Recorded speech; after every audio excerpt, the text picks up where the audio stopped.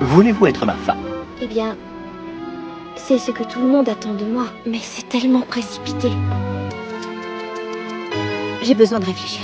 Alice quitte son propre mariage sans réfléchir davantage. Guidée par ce lapin qui ressemble exactement à celui de ses rêves, elle le poursuit comme hypnotisée jusque dans la forêt. Au bout du chemin, elle découvre un immense terrier de lapins, et sans le vouloir, elle tombe à l'intérieur.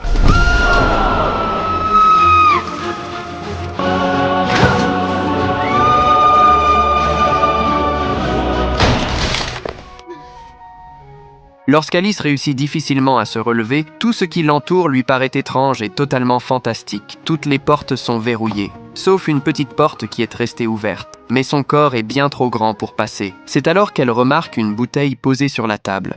Buvez-moi. Après tout, ce n'est qu'un rêve.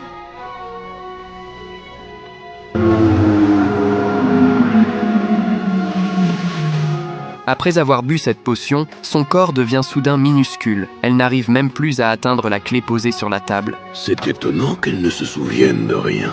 Tu t'es trompé d'Alice. Non, c'est la bonne. J'en suis certain. Mangez-moi. Après avoir mangé un gâteau, son corps devient cette fois gigantesque. Elle comprend alors que tout cela ressemble à un immense jeu d'énigmes rempli de mystères. Ce n'est pas la vraie Alice. Laisse-lui une chance. Après avoir récupéré la clé, elle boit à nouveau la potion qui la rend petite et réussit enfin à ouvrir la porte. Elle arrive alors dans un monde de rêves encore plus étrange et merveilleux.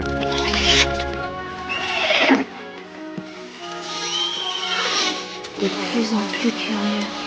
Elle y rencontre toutes sortes de créatures incroyables, des jumeaux, des fleurs qui parlent, une souris et un dodo. Tous discutent d'une seule question. Alice est-elle vraiment la véritable Alice ? Comment pourrais-je ne pas être la bonne Alice puisque c'est mon rêve?